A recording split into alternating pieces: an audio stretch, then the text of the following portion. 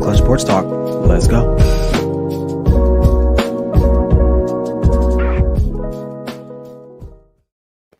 Good evening, everyone. How are you guys doing? It's me, your boy Ryan Flowers, aka Clutch Sports Talk in the house. I hope you guys enjoyed your Christmas holiday.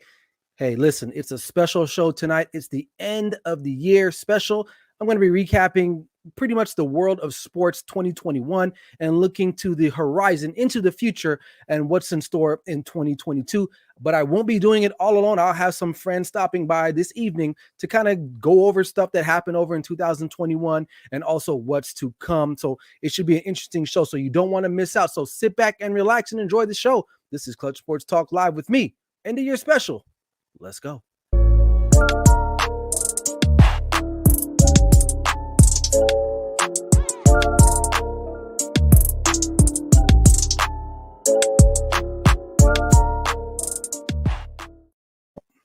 Welcome in, everyone. I hope you guys are doing okay. I'm doing all right, man. Hey, I'm getting ready to pretty much break into this whole new year. 2021 is over.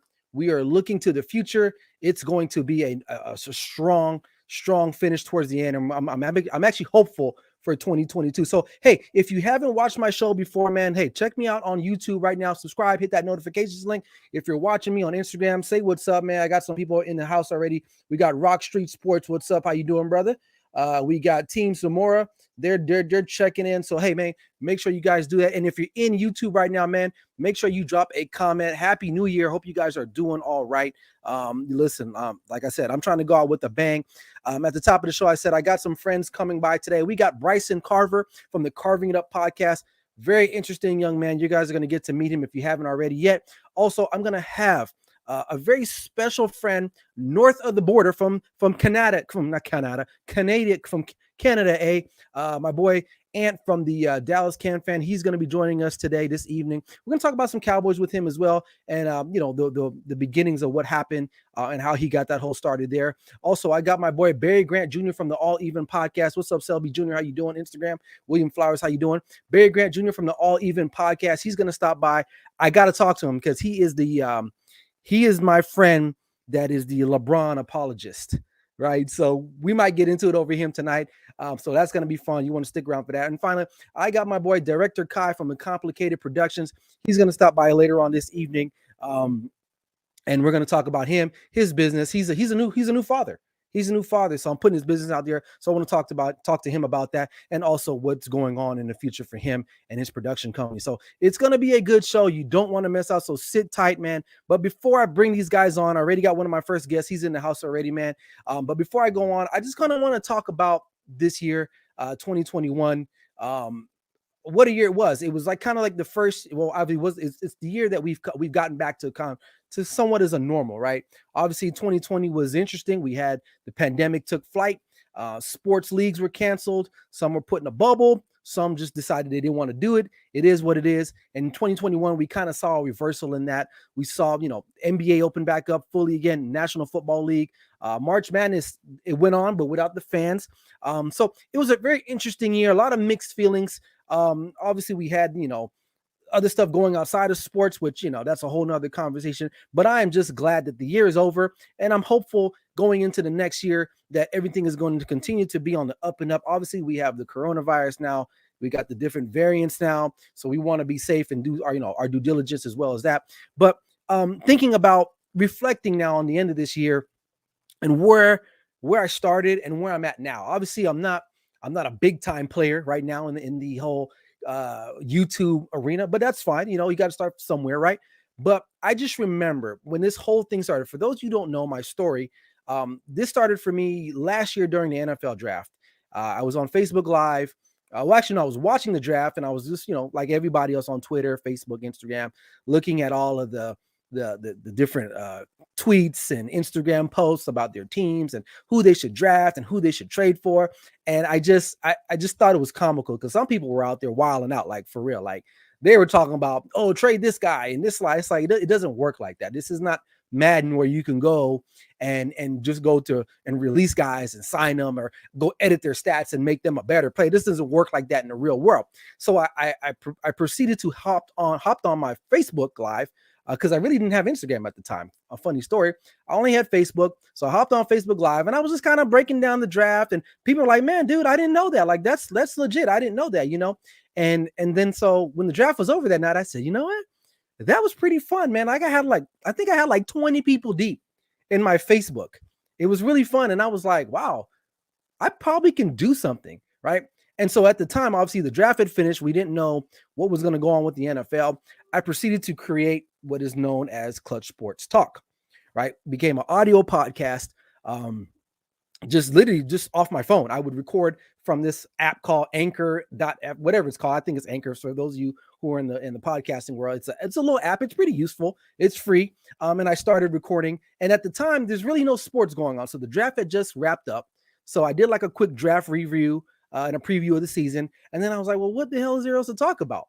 So when Clutch Sports Talk originally started, it was just basically me doing like journalistic type stuff. I did a lot of good stuff. Some of my stuff, my old stuff is on YouTube. So for you day ones, people have been following me a while, go ahead and check some of that stuff out, man. It's all audio based. So I did that for a while. I have a lot of topics, great topics. I got youth football, youth sports, women's perspective on their spouses or significant others watching too much sports.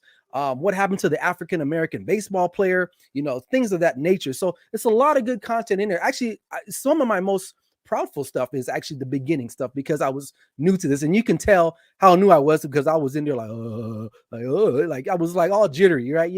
And those that know me, I talk a lot. And so anyway, fast forward, I switched over from the audio into the pre-recorded sector, and from there I just sports had started back up again. And then I just started, going on topic with what was going on in mainstream sports arena, right? And so I did that for a little bit, and then I met some people. They suggested, hey, you know what? Stephen Bijou, a guy that I met along the way, he suggested, he's like, hey, why don't you do your show live? And I was like, oh, I don't know, man. Like, how do you do that? You know what I mean? So a little apprehensive, of course, because I was used to pre-recording, editing stuff, so I didn't look stupid. It is what it is, right? So long story short, I ended up going live. I remember my first show ever, Clutch Sports Talk Live, man. It was the night of last year's NBA draft when like LaMelo and Anthony Edwards got drafted, and probably the worst night to ever schedule a show because nobody was watching it because guess what? They're watching the draft. But I remember I was so nervous, man. I was like doing push-ups, jumping jacks, like just, whatever. Right. And I hit go live and boom, I was there. And then here I am, almost over a year later. I've met a lot of great people, and some people you're going to meet tonight here. And actually one of them in just a couple moments here, but full circle, I've come to meet a lot of great people. I've learned a lot, man, over the last year or so. Everything that you see here visually or anything, it's all done by me. I don't do anything else. I taught myself how to pretty much do everything. I have a regular job. So a lot of times this is just a hobby for me, but I can count the nights, or I can't even count how many times I've been up late researching stuff, figuring out how to do certain things to make the show more enjoyable for the watchers, you guys, the end users. So I appreciate everyone that has been with me on this journey and on this path, man. It means a lot. So, but with that said, man, 2021 is over. 2022 is right around the corner. And it's for me, I'm just looking to continue to keep growing, keep giving you guys great content so you guys can watch. Because the whole point of Clutch Sports Talk is just to bring objective, not objective, but bring perspective to sports, right? We got Fox, you got ESPN, they got a lot of agendas that are being pushed, right? And even on social media. And I'm not saying people are right or people are wrong, but my whole premise of my show is just to bring perspective and to say, you know what? Yeah, that's fine if you think that way, but think about it this way, and then come back to me and we can have a discussion, and not being on Twitter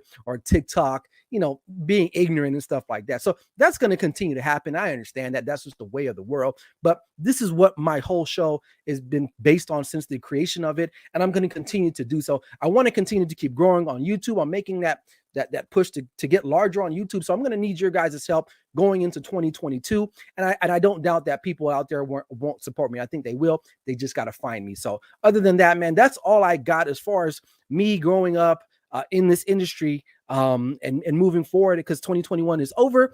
It was a good year. Great year, a lot of development and growth, and I'm looking to the future to get better, to get bigger and better. So, with that said, man, I'm going to bring on my first guest of the evening. You guys are done with me ranting. He is the creator of the Carving It Up podcast. Here he is, Mr. Bryson Carver. He's also a Dak Prescott fan, just like me, and Cowboys fan out of the state of Tennessee. So that lets you guys know I'm in Nevada. He's in Tennessee. We got other Cowboys fans. We are America's team. I mean, literally right there. So Bryson, man, thanks for stopping by. How are you guys doing today? I am doing great, man. I appreciate you having me on this end of the year special. I got to admit, being on here with these graphics is pretty awesome. This is some good stuff you got going here. But appreciate it, man. Good to be on here, and just wanted to again just to reiterate my Dak Prescott fandom. I had to get the bobblehead out and show him off. And your Christmas was really good, man. It was, man. How about yours? Pretty good, man. Hey, the Cowboys won that Sunday or that Sunday night. That's the best gift that anyone could have given me for this holiday season. But the biggest gift, my birthday's in January. We can get a Super Bowl in February. I'll definitely. I can die and know I'll be okay. But other than that, man. Hey, so 2021 is over, or we're almost over. But we got one more full day tomorrow. I kind of was airing your business out a little bit before. For those of you people don't know, the story between me and Bryson is that he reached out to me. I believe it was around Veterans Day or so last year, yes. I think. And you asked me to come on your show, and I was delighted to come on. And you were doing audio at the time as well, too. Yes. And I remember going on the show, and we had a great conversation. We were talking about Tampa Bay Buccaneers, and I was a dummy. Was like, nah, they're not going to win, and end up winning the Super Bowl anyway, right? And you picked them to win, so which was interesting, right? And so I got off that night, and I was going somewhere, and I was like, dude, like, that guy did that interview, man. He was on point. Like, he was really, really on point, up to snuff about everything, right? And then like a couple months later, I realized that you were a high school student, right? Mm-hmm. And I was really, really impressed. So if you haven't had the chance, please go and check out this man's podcast, because it's tremendous. He's what, Tuesday, Wednesday, Thursdays? Is that right? Monday, Thursday, Friday. Monday, Thursday, Friday. Absolutely fabulous show at 3 p.m. Pacific time, 6 p.m. Eastern Standard Time, if I'm not correct, right? But so yeah, long story short, I was thrown by this guy's fluency for sports knowledge, because most people, hell, adults don't even have it all together, but this young man has it all together, and that's why we've become friends over the last year or so. And it's been a pleasure. And so moving forward now, so you got your show going. You switched over to the live arena there, right? What do you think? Well, matter of fact, let me ask you this: what in one word or two, how can you summarize 2021 for you? I probably not one or two words, but briefly, I could probably say a learning experience.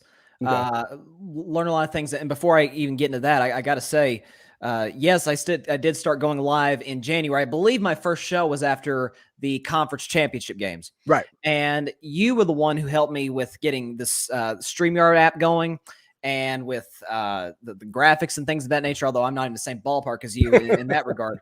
You got me beat by miles there, brother. But no, you helped me with that. And so I started getting that going, and the Monday, Thursday, Friday thing. What I wanted to do is make it sort of 6 Eastern, 3 Pacific time. So sort of your day's starting to kind of wind down. So, just kind of get your daily dose of sports and things of that nature. And so I've learned how to, get some video clips and some audio clips on the show and things like that. And I've met a lot of great people along the way. I've met you. I've met our good friend Barry. Right. I've met Alfred Parsar Jr., who's been a guest constantly in Carving It Up, and John Rivera, fan podcast. Gosh, I'm forgetting some. Mike Guido has been on my show a few times. So getting to meet so many great people along the way is what's made this journey thus far so rewarding. And like I said, I'm really looking forward to 2022. Got some things going in the works right now. So definitely looking forward to seeing what these next 365 days holds for sure. Absolutely. So, Bryson, you're an avid Golden State fan, right? We that's been documented. Obviously, we see the picture back there with Steph Curry dropping a 3-bomb on somebody there. OKC. Right. So let's get straight into this. So 2021, we'll talk about the Warriors. So 2021 was kind of like a influx season for them. A lot of people didn't have a lot of expectations for the Warriors.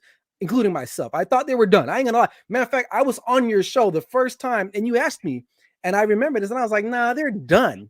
They were done. And again, I'm wrong. I'm not perfect, people.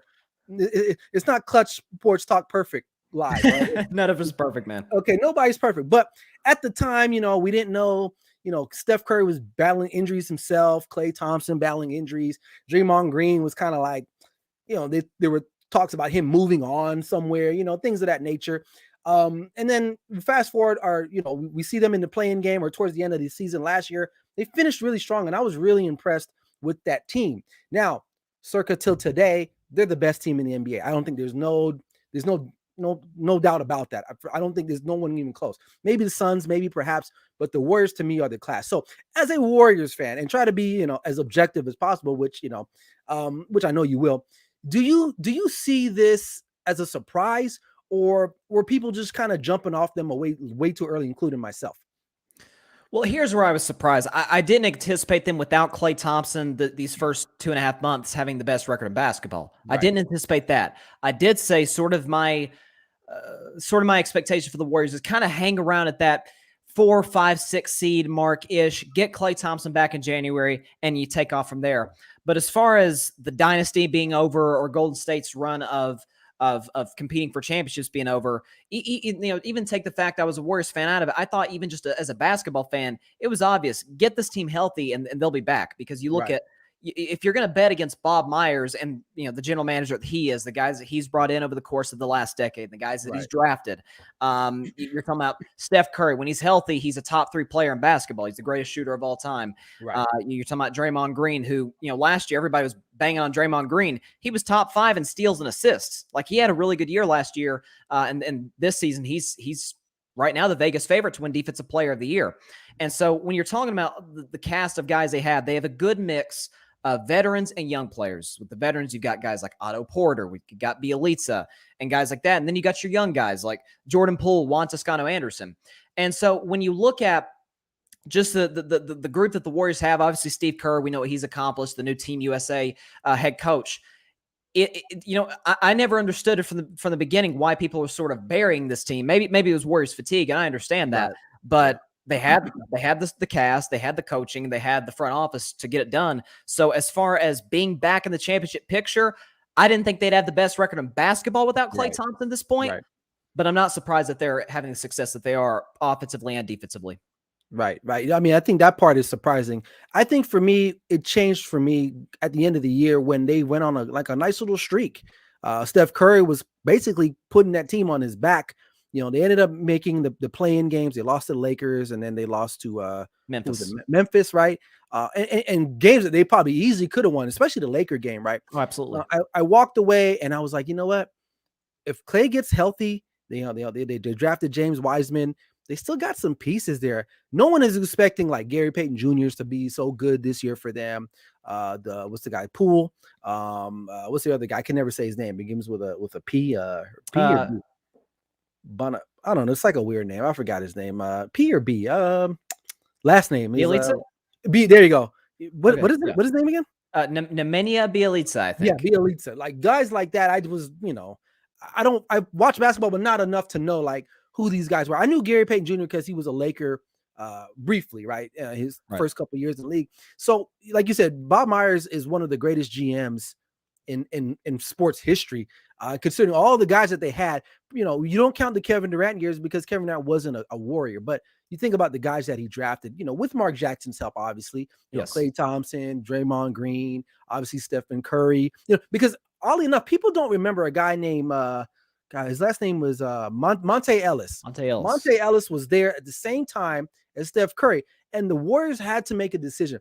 And for those who don't remember, Monte Ellis was a very, very good player. Scorer. I mean, the guy can get buckets, right? He was a walking, 20 and 10 kind of guy, right? That's who he was, right? They made a decision to move off for him, and they kept Steph Curry. And that obviously was a great decision because look where they're at now. So, as far as them, moving forward, I'm not going to doubt them anymore. I don't think Steph Curry still gets enough credit for being one of the greatest players that we have of all time. And I don't know if it's because of his stature or he just shoots threes. I think he's much more than that. I think he's an influential player. He's up there with LeBron because he's changed the way the game is being played. Obviously, you know, we've had teams in the past that shot threes, like, you know, Mike D'Antoni's teams. That's what they do, right? But I've never seen it like this because they actually have the guys that can do it, especially early on in that dynasty. It was like, man, all 5 guys on the floor were shooting threes and you couldn't stop them. You couldn't stop them. And and I'm a Laker fan, right? And they're in my division, right? And I shouldn't be rooting for them, but a part of me is like, you know what, man? I'm actually happy for the Warriors because I used to hate them because I didn't understand. I used to hate on a lot of good teams. I'm kind of changing my mind on the Patriots and teams like that because they were so good. And like you said, earlier in your take, I think we get fatigued from some of these teams. And I think that's where I was at. I was like, dude, I'm tired of seeing the Warriors, man. But I can appreciate now what they were able to do. And I think the sky's the limit. As long as Steph can still somewhat stay healthy and see what Klay Thompson's going to do when he comes back, because he's supposed to come back, next month? Is that the early to mid-January is what they're saying. Okay. And, he doesn't need to do a lot right now. He just needs to, come in, get his wind up because they got it on lock right now, man. And I don't see anybody. And a lot of times you don't talk about their defense. Steve Kerr has been a tremendous defensive coach other than his offense. Obviously, you can see that. So in a 7-game series, I just don't see a lot of teams competing with them. Not even the Bucks. And I like the Bucks. I think Giannis is going to get there. They're going to get their second win here and they're going to keep doing what they're doing. But I don't know, man. I just think the Warriors are just are unstoppable. So, speaking of unstoppable, switch gears here with you because you're a Cowboys fan. I got to talk about Cowboys. So you got the Dak hat on. I need to get me one of those. I'm you got to, man. I'm slipping, man. So here it is. Okay, so Dak Prescott been in the news a lot this last month, right? Obviously, and even in November, offense been slumping. He hasn't lived up to the $75 million a year, kind of expectations that have been, put on him, rightfully so. You get paid a lot of money. People expect results, right? So we haven't seen that from him. We saw what happened on Sunday night. They destroyed the Washington football team, which I was excited about. I know. Some people think, he's kind of elite. I'm kind of still on the border yet. There are some good things about him that I do love about Dak Prescott. There's some things I want him to clean up on. So going into, this is a Super Bowl right now. We're December's over, going into playoffs time. We're going to be in the playoffs. Where do you see Dak now? As far as other quarterbacks are concerned, is he like a top 10, top 5? Where do you see him at right now? Well, I said going into the season, he was right around 5 or 6 for me. Okay. And that's because as far as we're talking about the Patrick Mahomes and the Tom Brady's and the Aaron Rodgers, those are obvious, right? And even Russell Wilson, who's having a down year, I think give him next year, give him an off season and he'll be fine. He's one of the best quarterbacks we have. Right. But as far as the consistency, Dak, what he always gives you, he's steady. Like you don't get big highs and big lows. You may have some slump-ish type of stretches like he had against, say the Saints and definitely the first one against Washington and to a certain degree against the Giants. But what you get from Dak is he's always steady. His highs are not crazy high. His lows aren't crazy low.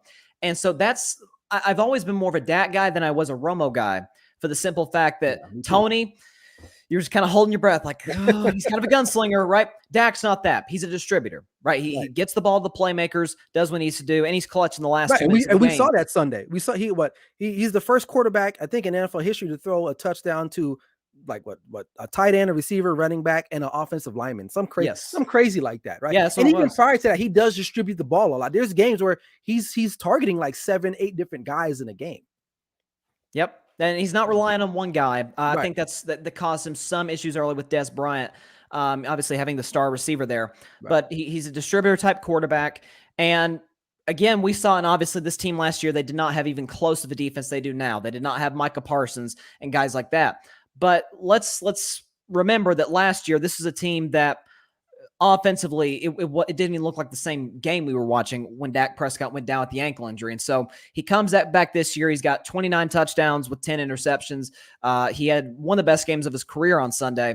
And so you're starting to catch some fire going into the postseason. You're starting to get a little bit better play out of the running game than there have been in recent weeks. Right. And so as far as if Dak keeps you close, and if he does, if it comes down to the last 2 minutes of the game, you're down 4, he's got the ball, I feel great. Right. Because history shows, in the last 2 minutes of games, he's been clutch. Game-tying, game-winning drives, he's up there among current quarterbacks. So And by the way, I read this stat the other day. Under pressure, He's the best. he's number one ranked quarterback by Pro Football Focus. He's the best.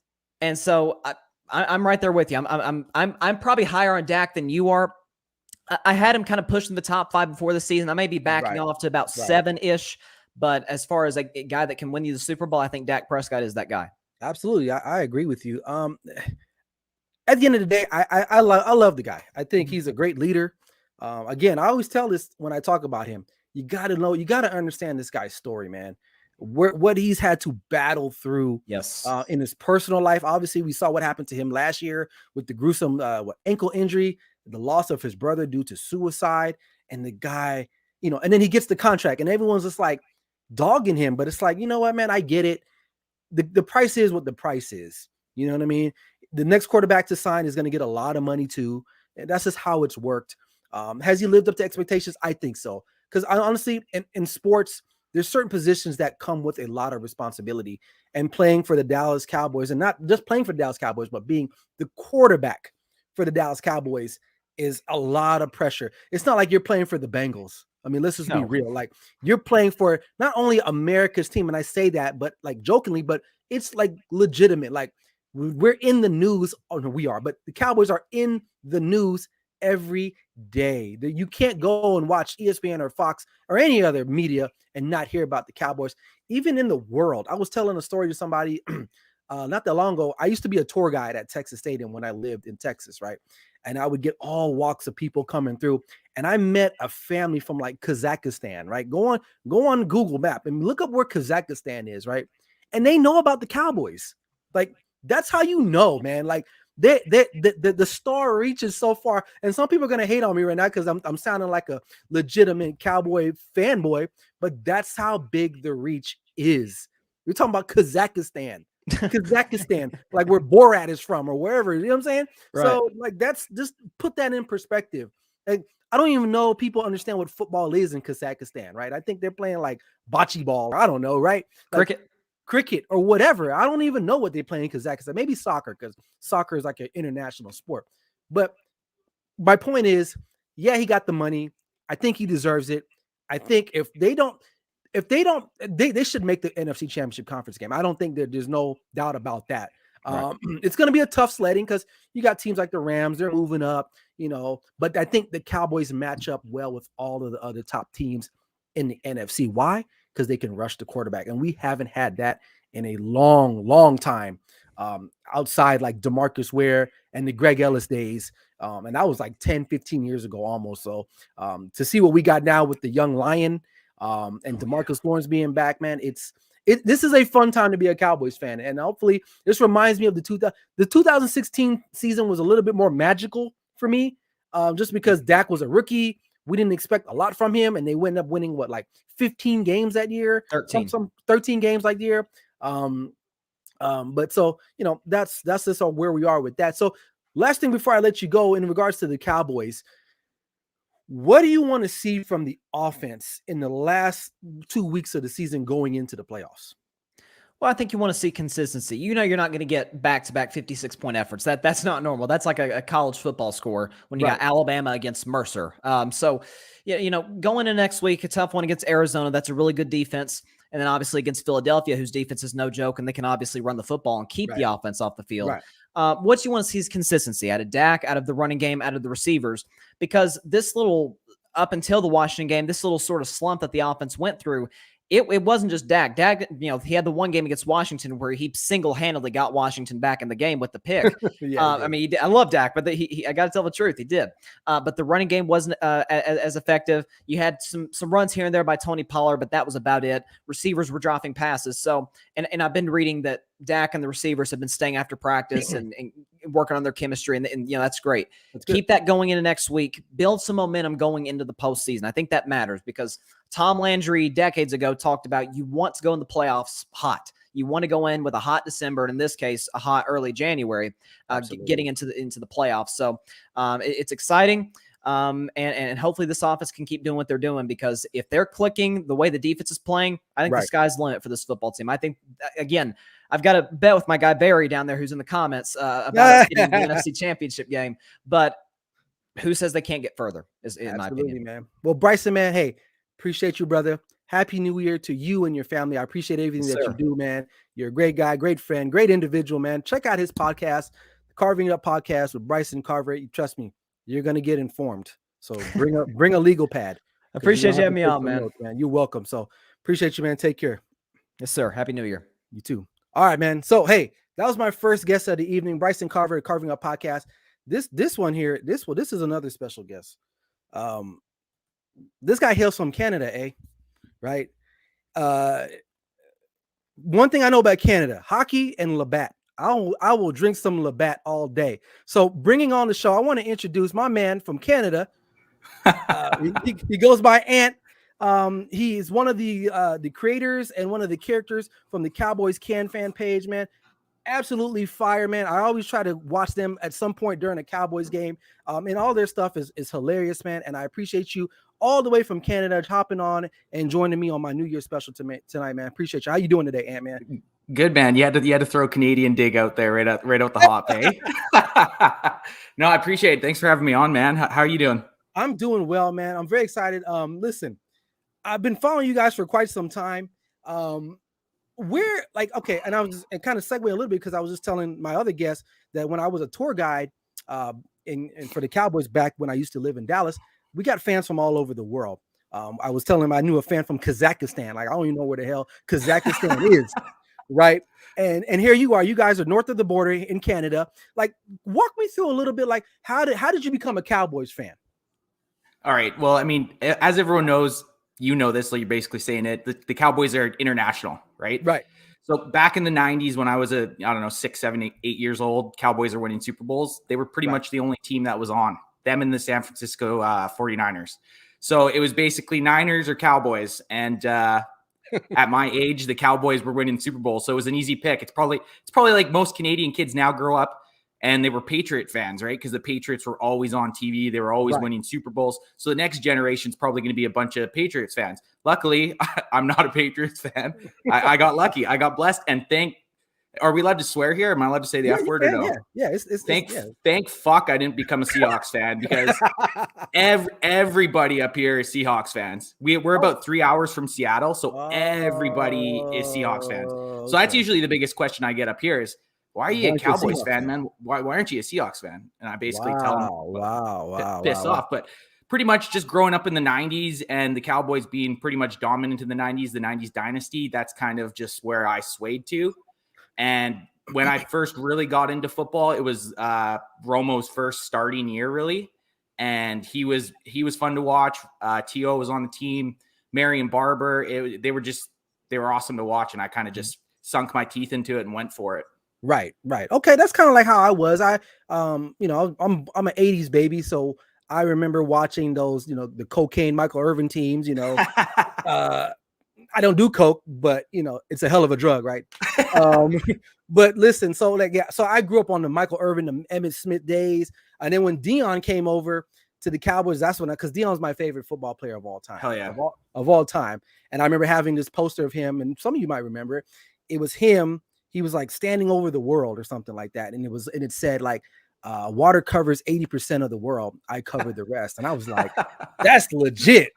And when I played football, I used to try to tailor everything like he did. I would lay my jersey out on the locker room floor, because what is it saying? If you look good, look good, feel good, play good, right? And you get paid good. Well, I didn't play good enough to get paid, but it is what it is. So, but when I ran across your guys' page when I was, starting up, and I was like, this is interesting because not only do you guys, you guys have insightful thoughts about the games and statistical, because you guys will have a great production. If you have never checked them out, it's a great production. It's not like this guy sitting in the basement talking shit. Like they're talking shit, but they got really, really good stuff going on. And I'd be remiss if I didn't mention the other guys on your show. It's you and what are the two other gentlemen's names? So my older brother Adam and then our really good buddy Alex. So just a little backstory. They're both football fans. They're like huge football fans, but they never really had a team. So when I first started, I started a Cowboys Instagram and then started kind of doing my own thing. Right. And both their backgrounds are in media. So they were like, kind of like, oh, he might be onto something here. They're like, we could produce your podcast if you want.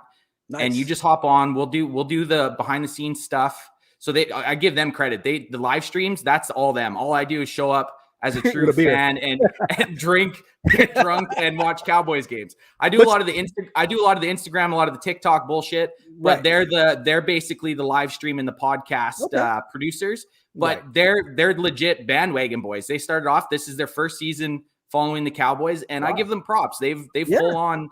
They've immersed themselves, and they Right. talk Cowboys more than most people Right. talk sports. So Right, I right. give You're absolutely give right. props to those guys. No, and I wanted to, shout them out because they do a great job on that end.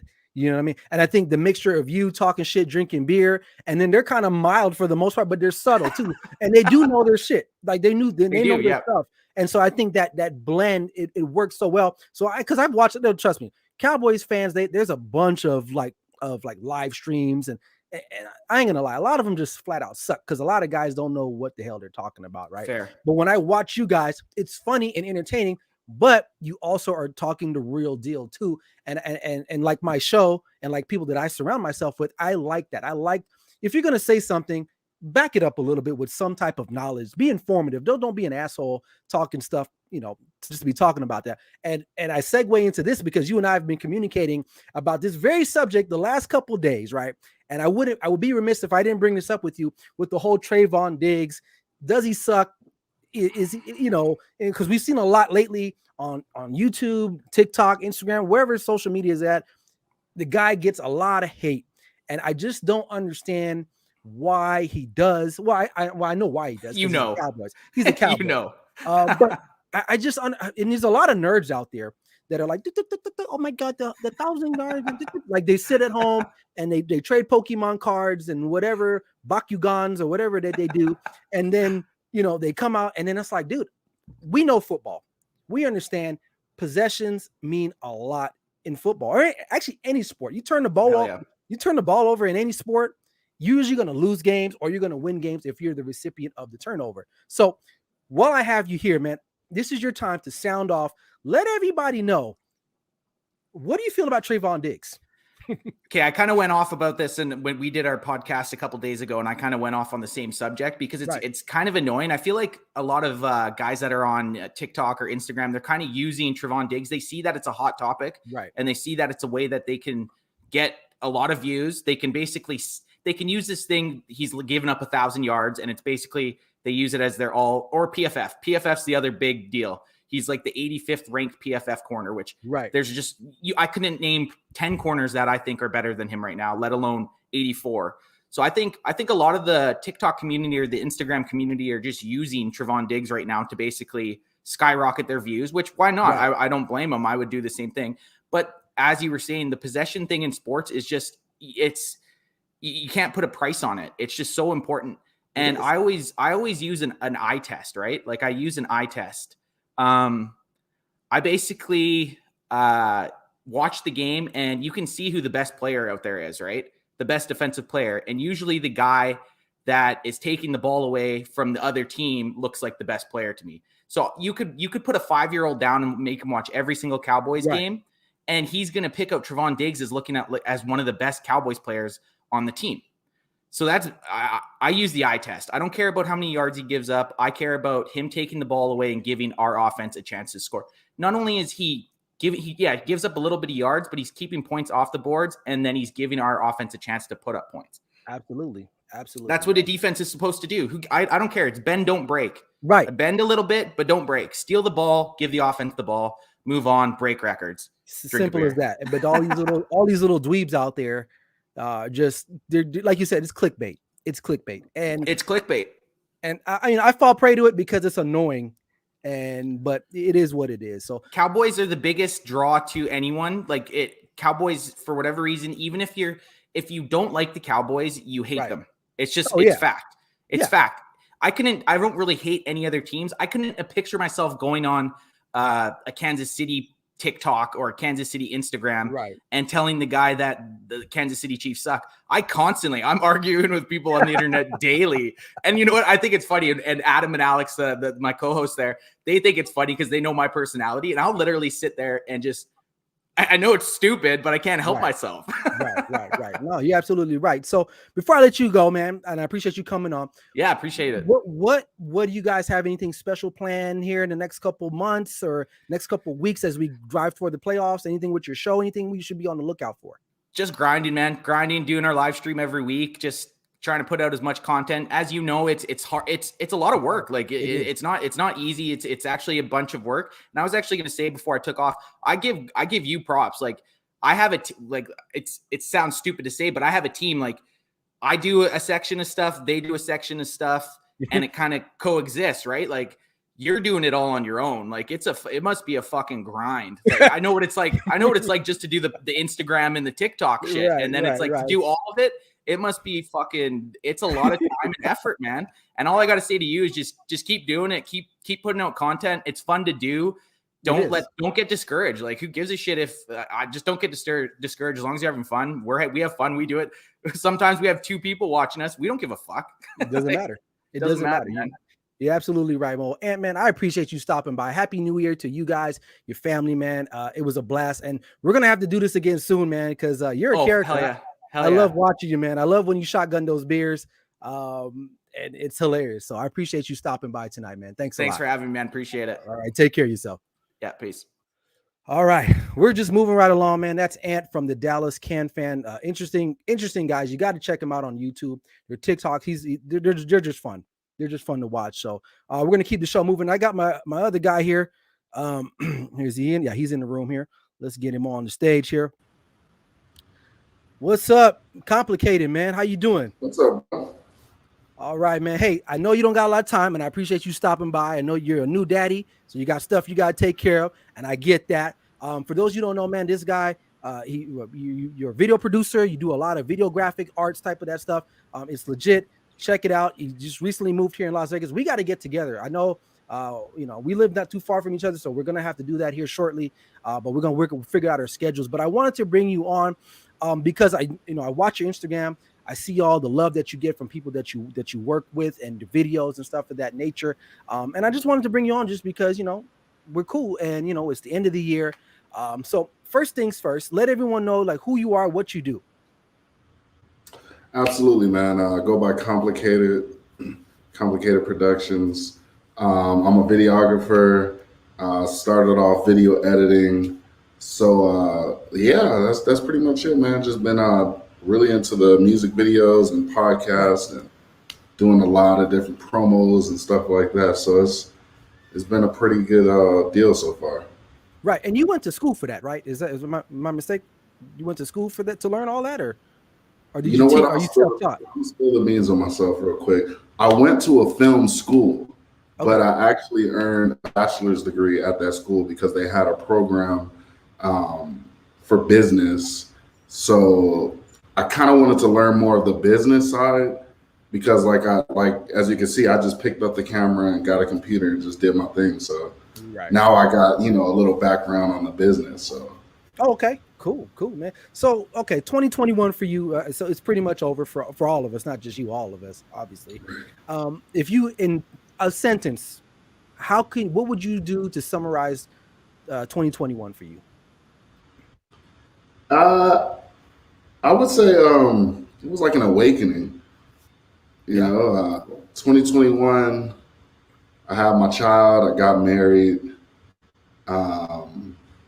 Man, I moved back to Vegas. Actually started picking, got a camera. I used to record on an iPhone, but now I got the camera, Sony. Nice. So it's been an awakening of like just what my life is going to be for the next foreseeable future. So I'm excited for the year coming up too. Yeah. Okay. Anything you can share with any of us? I mean, anything on the horizon we should be on the lookout for? A lot of traveling. I'm gonna assume we're trying to. Given the COVID situation, but we want to do a little bit more traveling within the states. Get our feet wet, going to different places, trying different foods, which will be recorded. A lot more creativity. I'm getting back into my poetry, so I've been like thinking like, damn, I'm gonna find some poems and make like videos of them. So find ways to express myself and just try to live my best life, you know. Okay, nice. And so obviously you're a sports fan. Obviously, we know that. A lot of people don't think I'm being biased because I got all these Cowboy fans on here, and I know you're a Cowboy fan. It wasn't designed to be this way. So you guys are watching right now. You're like, this fool got all Cowboy fans on. That just goes to show, man, the reach of the Cowboy Nation, right? So you're a Cowboys fan. You're originally from LA, is that right? Yeah, I'm from West LA. Okay, are you a Laker fan too? Yeah. Okay, what are your thoughts on the Lakers to this year so far? Because I know you like to keep it real. So what's your thoughts on the Lakers? I'm gonna tell you the truth, man. I haven't watched a game this season. Wow. Okay. I refuse. There's no point until like I gotta at least hear that they're trying to do well. Like, right. I'm not even hearing it. I just hear all bad. I'm like, I can't subject myself to watch it because it's like, man, like what? You're right. It seemed like they just got inspired, rest of soul when Kobe passed, and then it just went to like right after. Yeah. I got a real serious issue with Anthony Davis right now, but I ain't even gonna get into that. Next topic. It's funny because a lot of people don't realize, like, you're a Laker fan, I'm a Laker fan, but we're both from LA. And we're not interested in listening to the Lakers winning division titles. We don't care about that conference. That's not what we're here for. We're only here for championships, for rings. Right. So when I hear people like, oh, well, they might make the playing game, like, to me, that's not interesting to me. Yeah. And I don't know if that's just a LA thing, but like, I think we expect more. And I think we've been spoiled growing up in LA because we've had a lot of winners, especially with the Lakers, right? The Clippers, not so much. Obviously, USC had their little run, early 2000s, obviously. The Kings won a Stanley Cup. But when it comes to the Lakers, anything but a championship, it's like, what are we talking about here? Am I right? Is that the sentiment for Los Angelinos around the world that are transplanted in other areas? Absolutely. And it's not even, it's weird because a lot of the same hate that Cowboy fans get, the Laker fans get a different type of hate. And usually, for Cowboy fans, they just talk about how oblivious we can be. And with the Lakers, though, it's more of they're mad at our arrogance.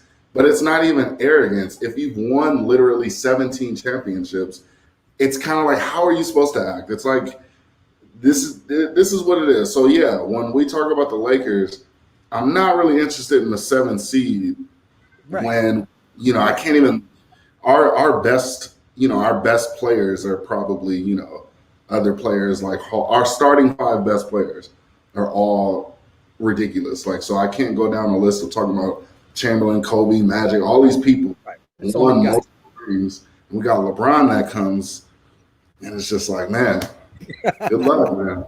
No, you're right. It's like eating like right. You know what I mean? Like, yeah. No, you're right. It's like eating a tomahawk steak and then someone taking that away from you and giving you Vienna sausages. Like that's what we used to. We eat tomahawk, we eat filet mignon, we eat porterhouses. We don't want no top ramen. We're not used to that. So that's why when I'm with you. I haven't caught a lot of the games like in their full, the whole game. I watch clips here and there because I'm really not that interested in what they're doing right now until they can. And I might sound like a unloyal fan, but I think that's just the vibe.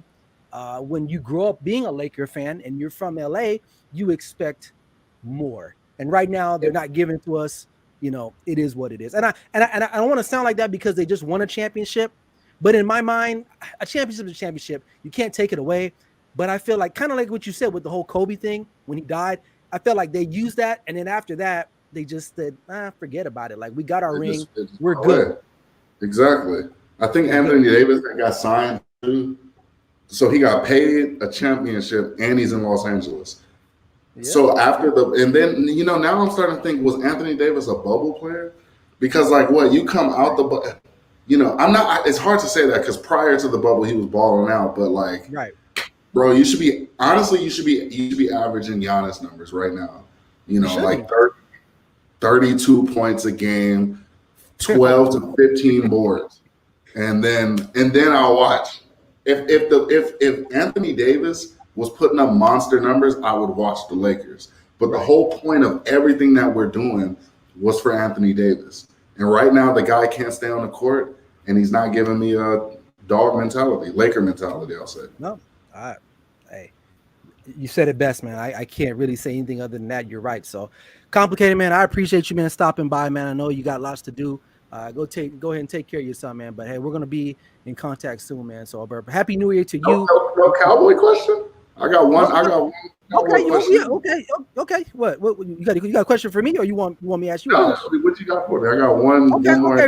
Okay, real quick. You know, I didn't want to kill the people with the Cowboy talk. You know, because but it's all good. It's all good. I ask you one. So okay, Cowboys, right?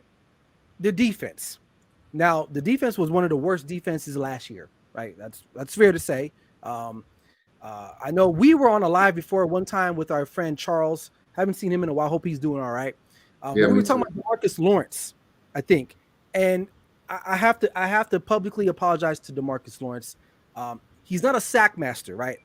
He's getting paid to be a sack master, but after watching him now this year, being healthy, coming off of the injury, I see how valuable he is to this defense. And even though he doesn't get the sacks, that's fine. We got another guy that's doing that for us now with Micah Parsons and Randy Gregory. Congratulations to him being named to the Pro Bowl. Right now, do you think this defense is good enough to carry the Cowboys offense if the offense starts to falter here late in the season into the playoffs? Absolutely not, unfortunately. Oh, okay. Let's be honest, man. Like when in the games in which we didn't look good on defense, what was going on? We were getting ran up the gut, man. We were literally, they like teams would run on us, and it feels like it'd be big chunk plays that we can't stop. Even think about when we played Carolina. I think it was Chuba Hubbard or whatever. Yeah, early in the game. Yeah. Then you had so I'm Broncos just thinking this come playoff time. God forbid we got to go to Lambeau or something, and we got to Dylan. I want us to be consistent, making these tackles and whatnot. So the reason why I say it can't carry us is I just feel like there's too many big plays that happen, even on the passing. Like, okay, yeah, Trayvon, you're doing this, you're doing that. I'm not, dude. Like, I love interceptions is my favorite part of football. But let's be honest, bro. If you're going against Davante Adams, he's going to do a one double move on you, and it's not even. I'm not saying this like to regurgitate what these analysts are saying. It's true though. If you play someone like a Davante Adams, like a Cooper Kupp, or somebody like that, I think he will have a hard time, and it does allow for big plays. But at the same time, I think that our defense can cause enough disruption to where our offense just literally has to do what it did in the Dak's rookie season, which is just maintain everything on offense, score in the red zone, take the 3 points if you have to, and run the damn ball, especially now that Tyron Smith is back. Because if you notice, every time Tyron Smith is gone, our team sucks. And when he's here, we look like unbelievable. So that should let us know who the real MVP is on our team, which is Tyron Smith, which is Terrence Steele, Lyle Collins, Zach Martin. Like, it's our linemen. So it's the O-line. I would say before the defense, I'm putting the pressure on the O-line to do what they're supposed to. When we play Tampa Bay, you got to go against JPP, Vita. You know what I mean? You got to go against some real people. So that's what I'm more. It's going to be tough because a lot of those teams can run the ball. The Rams, they're run oriented a lot of the times. Green Bay got two good running backs there. Tampa Bay, I don't know. Leonard Fournette is out, I think, the rest of the year, if I'm not mistaken. So those are the top four, but including ourselves, the Cowboys, top 4 teams we'd have to really worry about. But I see what you're saying. I think I'm not too worried about Arizona. I think they're going to falter it in the end. You're seeing it now. Arizona is going to be Seattle with Kyler Murray. A lot is going to be put on his shoulder, and he's a great player, and so is Russell Wilson. But it's just too much for him. They're going to, and I think a lot of it too is because of their health. Obviously, D-Hop not being there really hinders them, especially big play wise. So Kyler has to do a lot more, right? So they're a good team. Don't get me wrong. You don't win 9, 10 games, 11 games, and you suck. But I think they're not playing. The injuries are affecting them at the wrong time. The Cowboys got hurt early, right? And then there, you see we're getting better, we're getting healthier. Right. We're playing the way you should be playing at the end of the season. But D Hop might be ready. I got a fan podcast on Instagram says D Hop should be ready. Playoff time, but we'll see. But this is a big game. Big game for the Cowboys and Cardinals this Sunday. So we'll have to wait and see what happens. But Complicated, man, appreciate you, man, for stopping by, dog. We're gonna have to do this again. And good luck to you and Happy New Year to you and your family, man. And let's get the bag in 2022, man. Hey, man, hit me up. Let's link up ASAP. I'm here in Henderson, so let's do it. All right, brother. Take care of yourself. Yep. All right. Next guy. The next guy on the show. He's the fourth in the batting order. You can probably I'm not a baseball guy. Is the fourth in the bat? Is that the cleanup guy? I don't know. But let's bring him on and ask him. Barry Grant Jr. Barrington. Listen, don't be spitting my government out here, man. Don't do that. Don't do that. For those you know, Barry Grant Jr. is the host of the All Even podcast. Good friend of mine, man. Like Bryson and him, we linked up over a year ago. Yes, sir. We're on both different coasts, but we still do the most. And we like to roast each other every now and then. But it's all love, and I love bringing them on. I love conversating with this guy. Great show. You got to catch him Tuesdays and Saturdays. You can catch his shows where you produce it on YouTube, right? And we're trying to get him into the live. Yeah, arena. I'm on all major audio platforms as well. You know what I'm saying? Right. So, I mean, you can hear him from Budapest to Botswana. You can catch the All Even podcast. My man Barry Grant. So I had to bring him on because at the top of the show he wasn't on here yet. Yeah. But he is the LeBron loyalist. Yes, whatever you want to call it, that's who I am. If I'm the advocate for LeBron James, then put it that way. That's what I am. If LeBron needed a social work, Barry would be his social worker. Because Barry and like I said, and I wanted to bring him on last because we got lots to digest here between Cowboys, of course. This is turning into a Cowboy show, but that's fine. That's all right. That's all. Sometimes we need it, Ryan. Sometimes we need it. You know what I mean? It's no different than ESPN or Fox. Exactly. They do the same thing, you know. So, and then of course we got to talk about the Lakers. But do we have to? We do a little bit. And mainly LeBron, because we have different sentiments about LeBron. And happy birthday to LeBron. Shout out to him. He's happy birthday to 37 years old to the GOAT. To the GOAT. He's our age. He's my age. LeBron's my age. Yeah, we old, man. We are old. You know, I got my glasses done the other day, and I was like, damn, I still can't see nothing. But I would be remiss. 2021. I pretty much asked everyone this question. 2021. How would you sum up 2021 from a sporting perspective for you personally, and then just in its entirety? I mean, for me personally, it's been probably the hardest year of my life. A lot has gone on in regards to family stuff, personal stuff. So, I'm ready to roll this year over and get to 2022 already. You know what I'm saying? It's been a year of a lot of sickness and pain and sadness on my side. So, I'm just looking for a new year to bring in some healing, some necessary healing. So, right, absolutely. And then from a sporting standpoint, how could you sum up this year? From a sporting standpoint, you can honestly say interesting, because COVID has made things very interesting in regards to just kind of changing the landscape of how people do things. You know what I'm saying? So, it's definitely, baseball. I think baseball had a good year this year. We saw a lot of good things happen in baseball. Basketball, basketball is always solid, but obviously COVID is running rampant right now. So, it's really kind of it's changing the boring part of the season. People don't really focus on this part of the season in the NBA, but the fact that COVID is this big entity right now. It's putting more focus on, okay, well, who's getting signed? Who's getting a G League contract? Who's catching COVID? Who's not going to be there? Who's going into protocol? So, and in football, I think we've seen a lot of parity in the NFL this year. Yeah, so like I said, it's been a very interesting year in regards to sports. Absolutely. You know what? I couldn't say it any better, especially like you said, the last thing you said about football and its parity. and there's somewhat parity every year, but I think this year there's no Yeah. real clear cut. Like one No. week, this team looks good, they're the champs, and then they fall, they lose to somebody, they lose to some random team, and then next week it's another team. Right. And Every team at the top has had a terrible loss or two. yes, You know? yes. So And I think and you're right. I think that's what 2021 has been. It's been a lot of up and down. right. Like you said in baseball, the Braves. I mean, I didn't think the Braves. The were Braves, after losing their Acuna, best player, they lost Acuna. they and I was win the like, World Series. Like, win the World Series without him.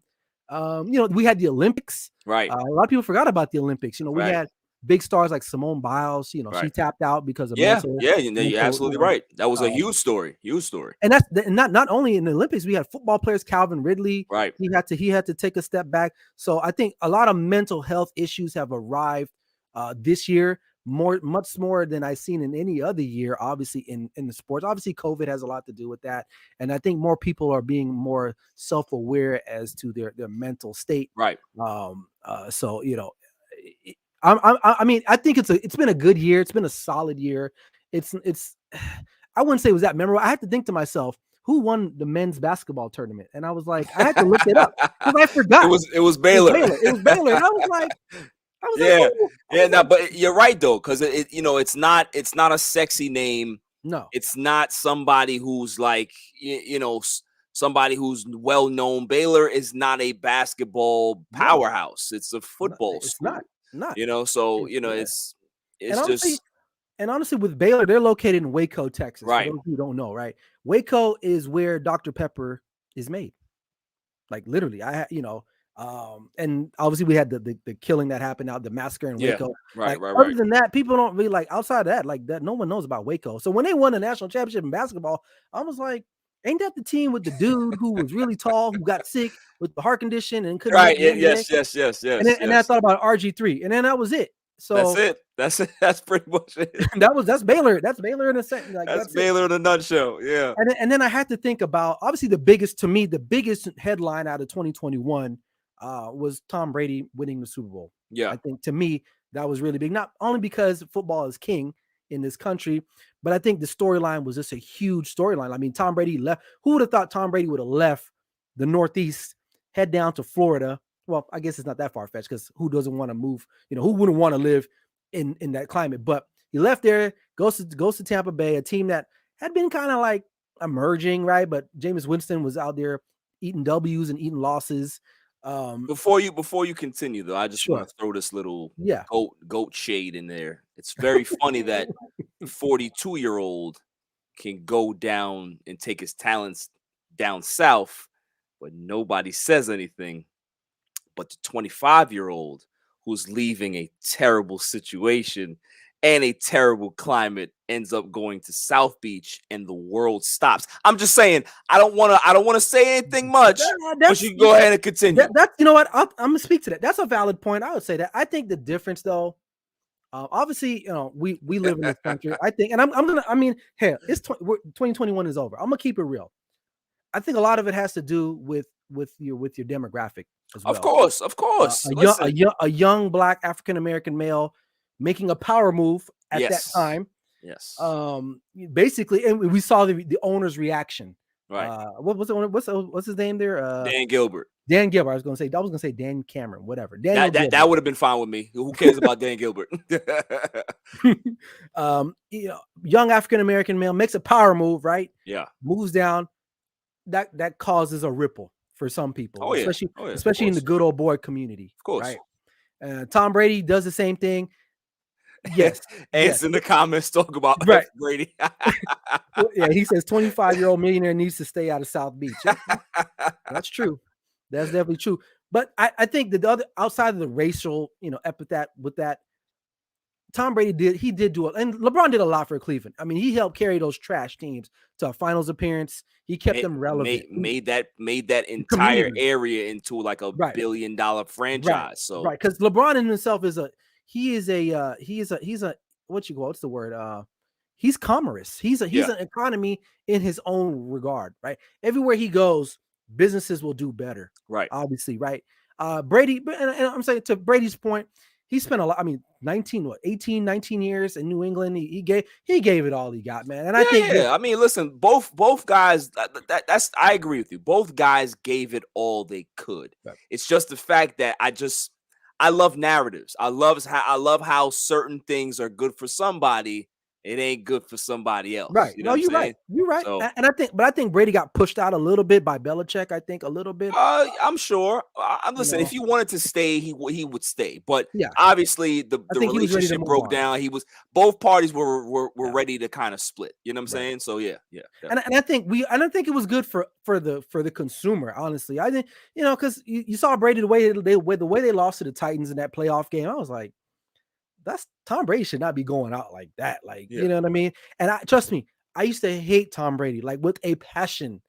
I remember when they won their first Super Bowl with the Rams. I was like a sophomore, junior in high school, and I was like, they got lucky. 9/11 just happened. NFL's rigged. The Patriots, and who cares, right? They won't be back. Yeah. I was hella wrong. Not only were they back, they were like here to stay. And Yeah, over yeah. time, I grew to respect them.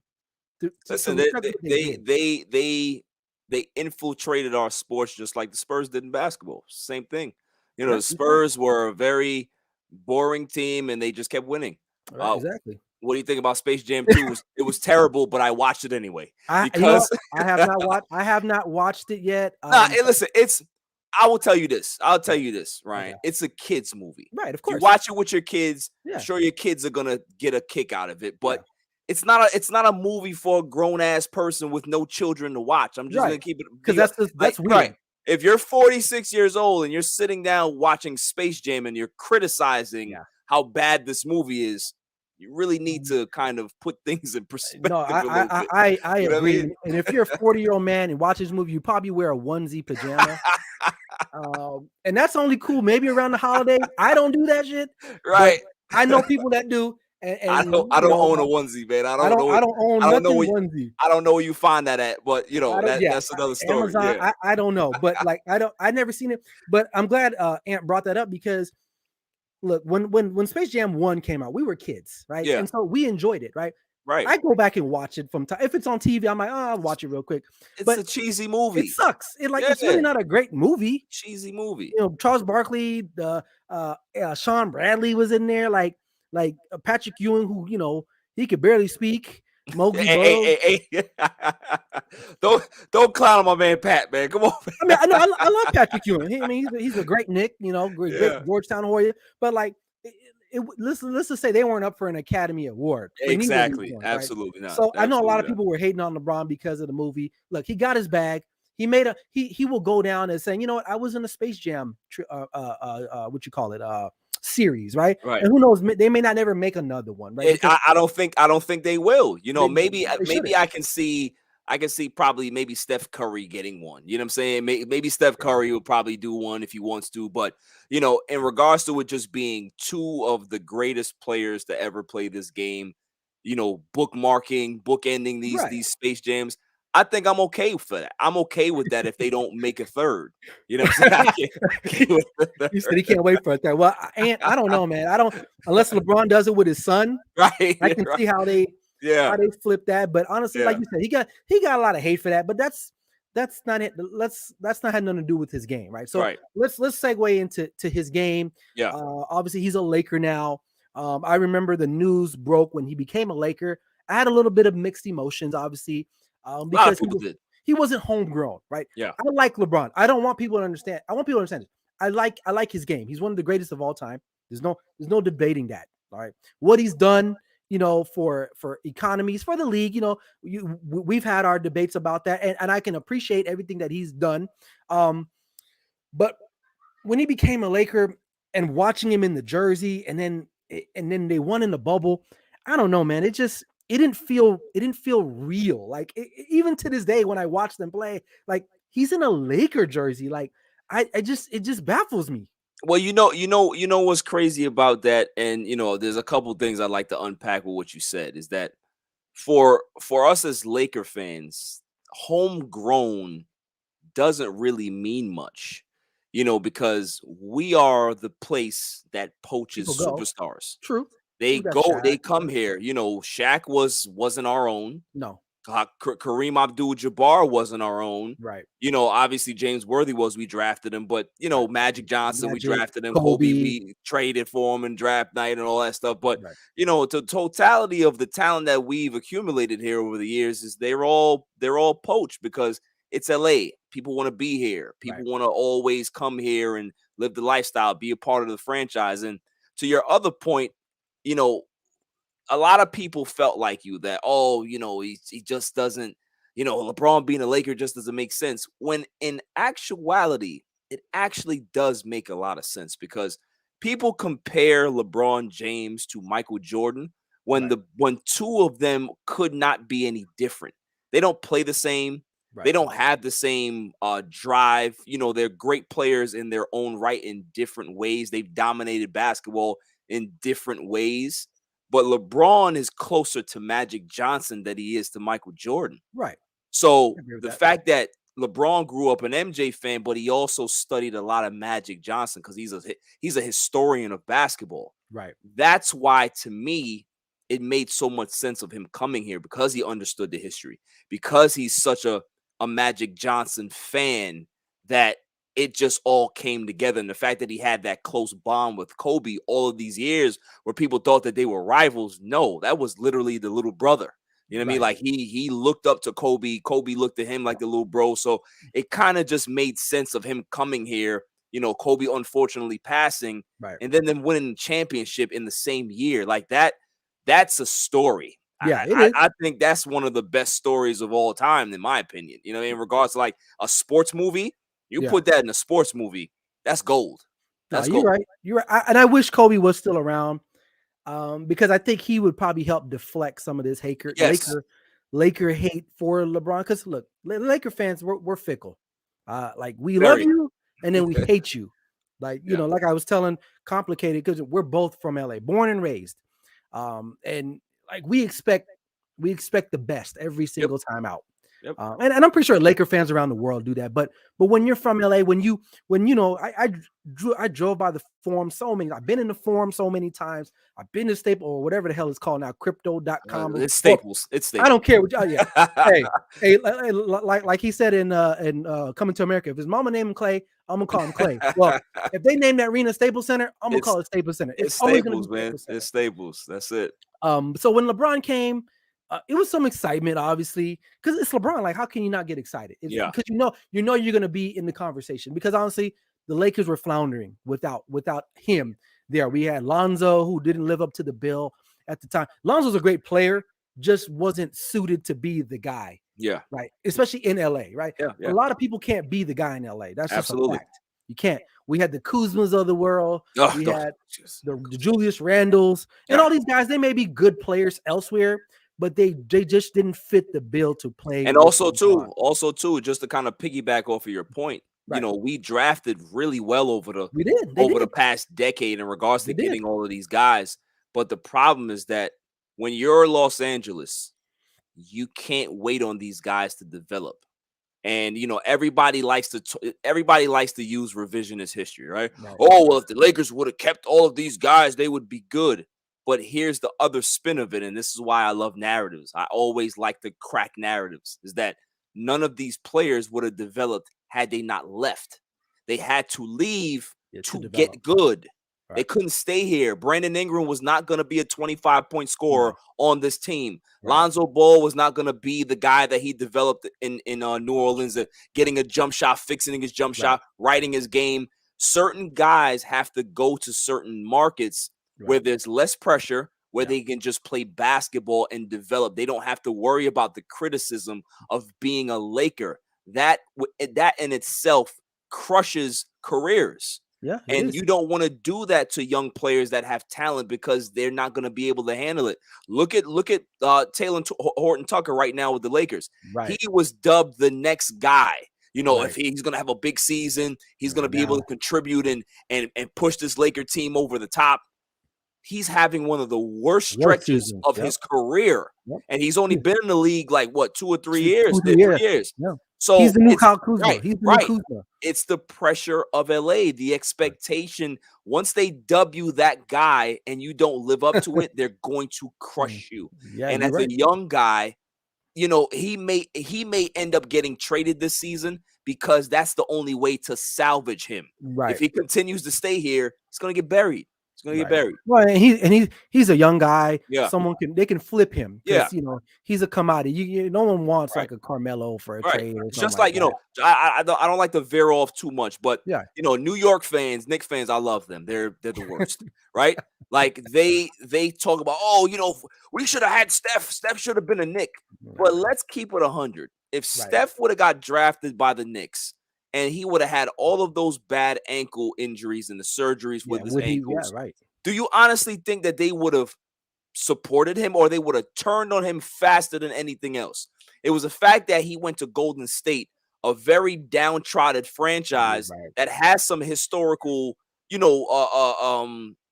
standing in the league, but they haven't been good in so long. Yeah. He went there and he was able to develop on his own time and get great. That's why it's all about where you go and where you develop, man. So that's what it is with LA. No, you're absolutely right, and you're right. If Steph Curry goes to New York, we probably don't see him. He's not the greatest shooter that we've ever seen. That's just gonna happen. He's you're right. One of the good ones, but not the greatest. Is he the greatest shooter of all time to you? 100%. Yeah. Okay.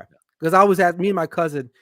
Back in the day, we'd always have this game where we asked each other, like, if your life was on the line and you needed someone to hit a 3-point shot, I'm going Steph. Now I'm going Steph. Because back in the day, it used to be for me Ray Allen. It was Ray Allen, but Steph for sure. If he's in the arena, he can shoot it. He could be getting popcorn. That thing is letting it fly. Steph is one of the best talents I've seen. What did I say? I didn't say anything blasphemous. Steph would have left New York and still become. We can't say that. You can't say that, man. Yeah. New York buries careers. New York is tough. That's a tough market, he probably would have still been Steph, but with the information that we've got out of New York, we've seen a lot of guys go there and they don't turn around, or they do go somewhere and they end up salvaging their career. So it's possible. It's possible. But I'm going the other way. I'm going the other way. Just with the history, especially in football, right? Yeah. Like, you've seen those guys get devoured by New York, but not even by the media, the fans. It's the fans, man. It's the fans. You guys want to know about New York? Watch Coming to America. If they don't respect a prince, okay, how they gonna treat a you know what I mean? So, and I'm jokingly saying that, but it's like LA. LA maybe not as aggressive. Both for the two craziest markets, man. New York and LA. Oh, yeah. If you can be able to make it there, then you are the man. Right. I mean, what Frank Sinatra said, you can make it here, you can make it anywhere. Facts. Because that's real talk. So let's segue over here to some football, right? Because I had to bring on too, because there's some issues that I have with some of your fandom for certain players, which I'm listening. I respect it, because we all have our opinions, right? That's what this is all about. Yeah. It's all so Mac Jones struggling last couple weeks. Listen, when you mention my man, you mention him in the Mac totality. No, Mac Daddy is a nickname I gave him, but his name is Michael McCorkle Jones. Okay? I did not know that. I did not know that. That's who his name is. That's what it is. So that's what we're going to call him. What's it? What, Michael McCorkle? McCorkle, yes. That's where the Mac comes from. That sounds like something you get from a weekend in TJ. You come back from I got some. So, go ahead. You're talking about my man Mac Daddy's struggles. Go ahead. I want to hear. Well, I want to get your take. So he struggled the last couple weeks. Obviously it's been tough sledding because they've gotten behind quickly in these games. Yes. You start with the Colts game, and I think the block punt kind of really set them back in that Saturday night game. Right. Buffalo Bill. The Patriots were in that game this past Sunday. I think they were. Josh Allen just made a couple really good plays at the end. Right. So obviously, I where I stand on him. I think he's at his ceiling. Okay. Given what you've seen now the last couple weeks, and he's had a good year. I think it's fair to say he's had the best rookie season out of these guys that have been drafted. Obviously, because like you said a couple minutes ago, where you go makes a big deal. Yep. I think him and Trey Lance got the best situations, and we're going to learn a lot about Trey Lance this weekend when he plays. Hopefully he'll play. because Garoppolo's out. So do you think this is cause for concern for you, Matt, for the McCorkle fans? For in regards to cause for concern, Ryan, no, I don't believe so, because every rookie has to go through their struggles. Right. And right. listen, he's gone through a stretch of games that are really tough. I mean, Yeah. if you put Bills, any rookie, you put any second year quarterback that really doesn't understand, doesn't have a handle of the offense yet, or what they want to be, they're going to struggle. So Right. I'm not saying that, he's going to be the next Tom Brady. I'm not saying that he has the ability of Peyton Manning. I'm not saying that he's going to be the next greatest quarterback. I think he's going to be a very, very good quarterback. Maybe one of the guys that don't get the respect that he deserves, and he's in the right situation. But I do believe that these tough games that he's having are Right. going to make him better, because if he goes through these struggles now and they end up cleaning up the season, win the next 2 games and finish off the season, right? He can end up having some real information about what he has to do come playoff time.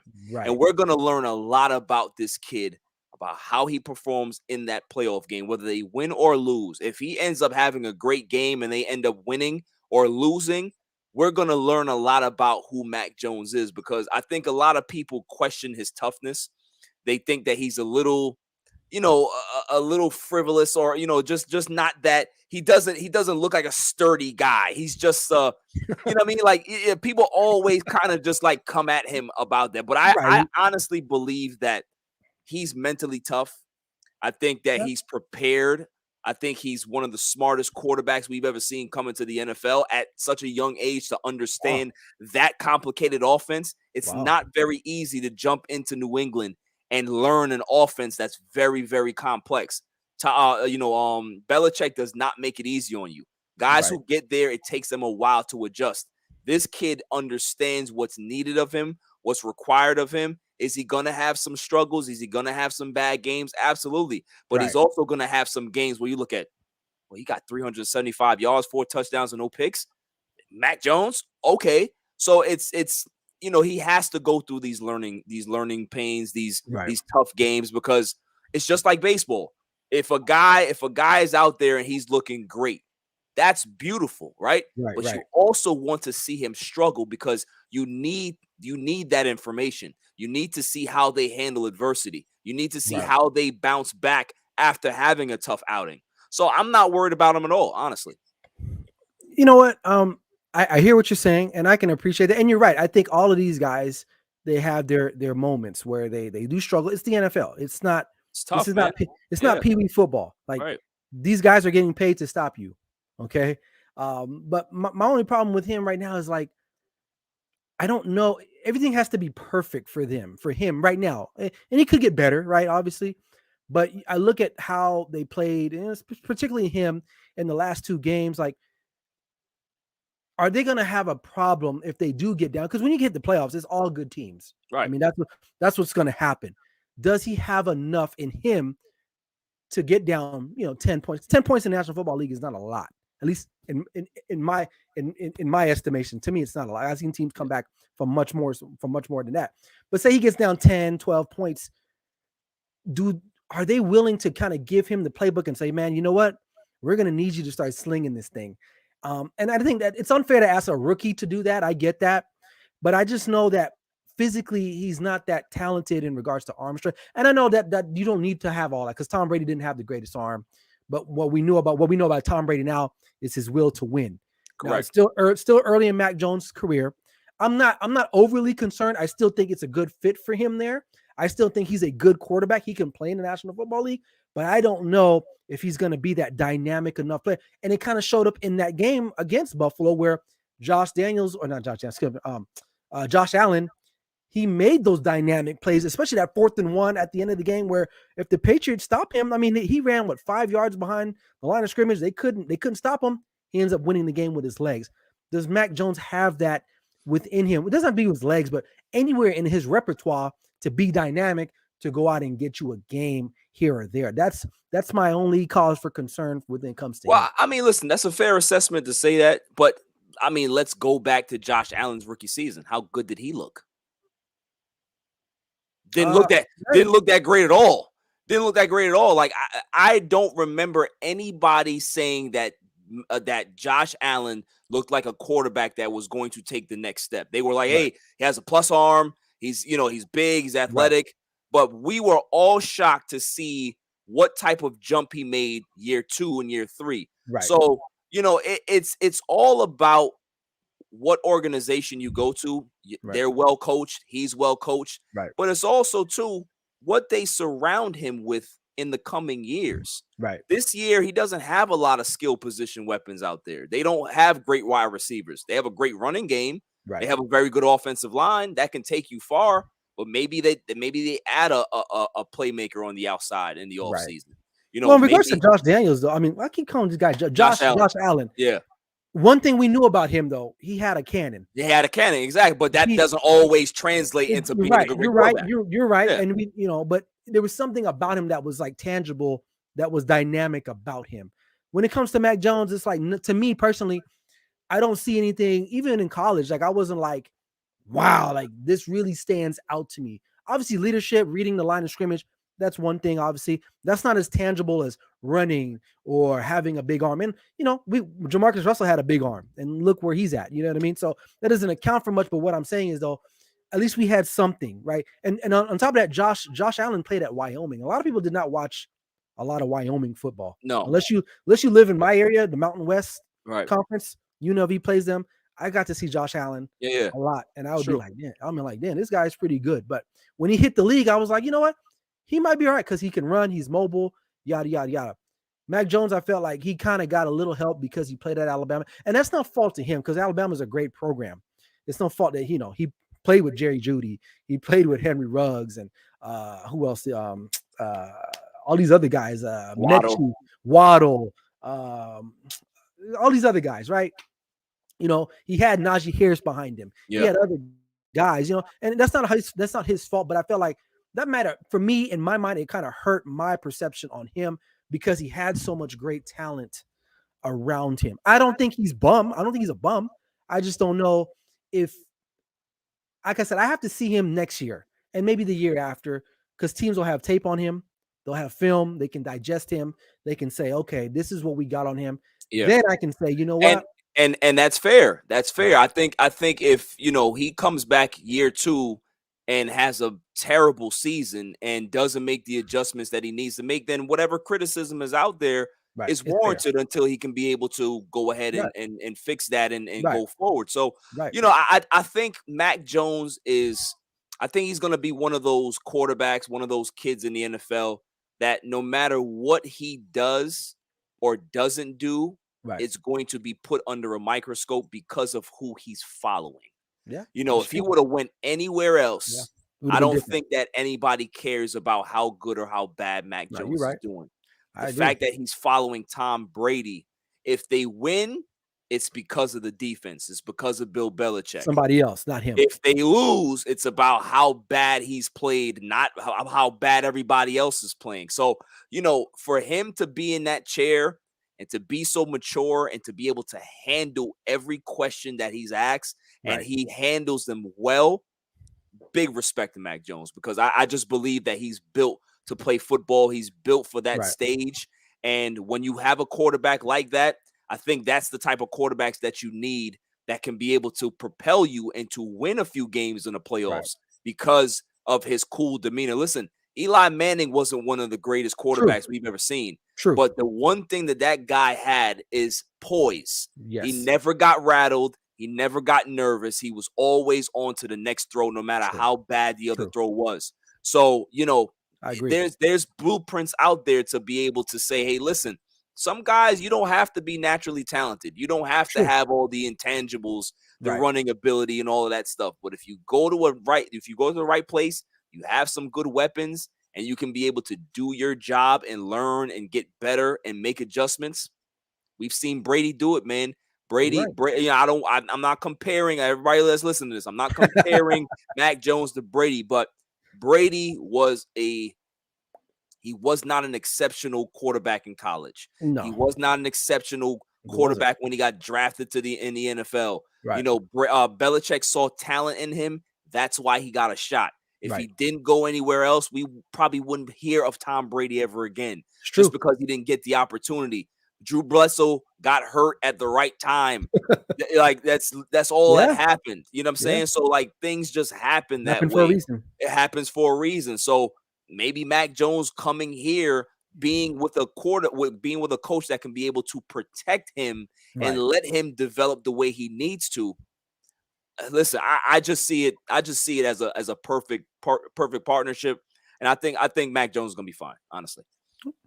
That's fair. I mean, we'll see. A year from now, we'll see. We'll revisit that. Yeah. And we'll go for. And we don't know. We don't know how he's going to be. Exactly. So, but you made some valid points, and I appreciate that. And so anyone that argues that and says he sucks, they don't know football. Right. They don't understand. Right. Bill Belichick, one of the greatest football minds ever.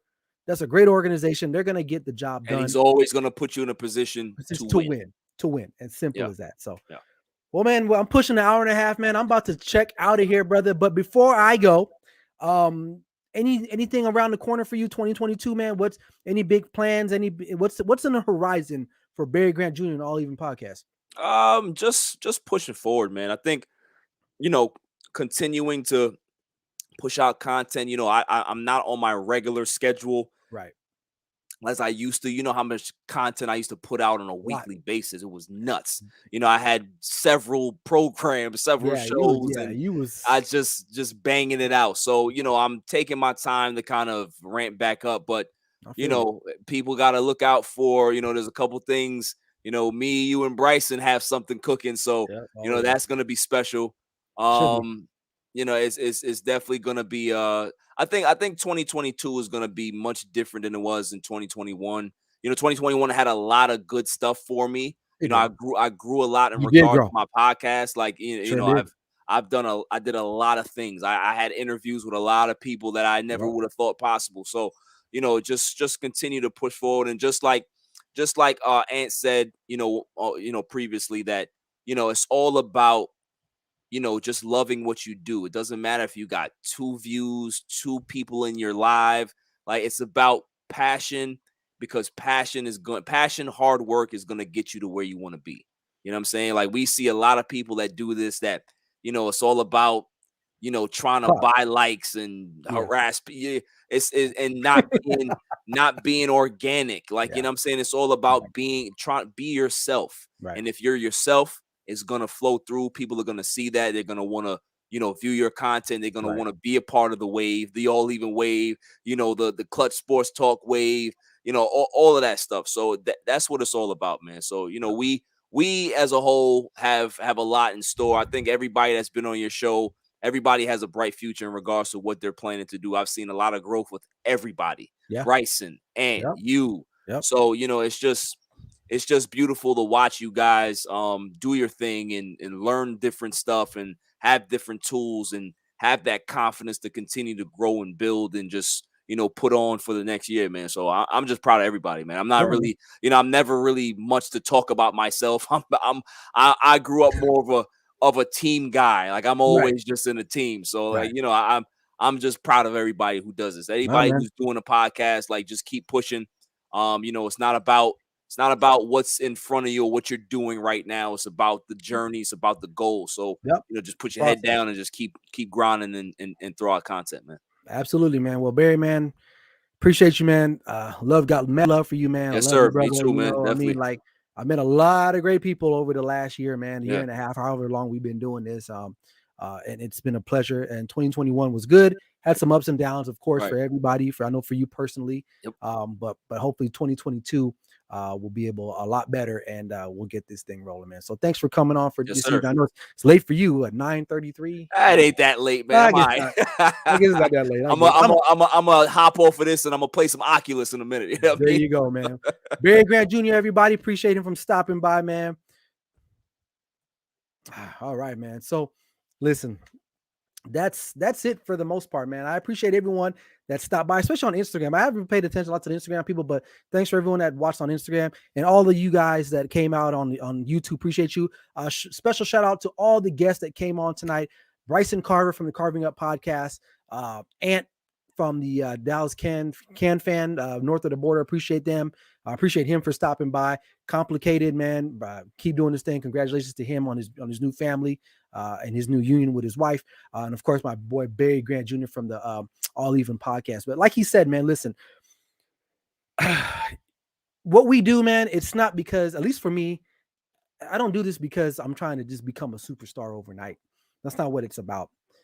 It's about getting something from your brain and putting it on, whether it's on video, on audio, or even on paper. If you're just a blogger, whatever you do, man, if you have something inside you, get it out. It doesn't matter who reads it, man. I mean, yeah, of course I look at numbers sometimes, and the numbers don't necessarily mean that I'm bad or good. I'm okay if 10 people watch. I'm okay if it's one person from Vietnam watching. Shout out to Vietnam, right? Whatever, right? It doesn't matter. What I'm doing here and what a lot of other creators are doing, it's a lot of work. It's a lot of time. So shout out to my family, because I spent a lot of time doing this. I remember when I did the NFL draft this year, but 4 hours I was on for the whole entire first night, man. That's a lot of time. So I'm not out here just doing it just because I want the clout. I'm not chasing clout. I'm just want to give you guys what's in my brain and share that information with you guys, and just keep it real with you guys. And that's pretty much it. So, but 2021 is over. We got one more full day tomorrow. Live it up. Make sure you guys, tell all your loved ones out there you care about them, you love them. Don't hold no regrets. Like I always tell my players when I coach football, man, life is about driving through the windshield and not looking through the rear view, because you need to be looking forward and not looking back what's going on. Yeah, you can remember some things in the past, but you always should be looking forward, because that's the road is what's ahead of you.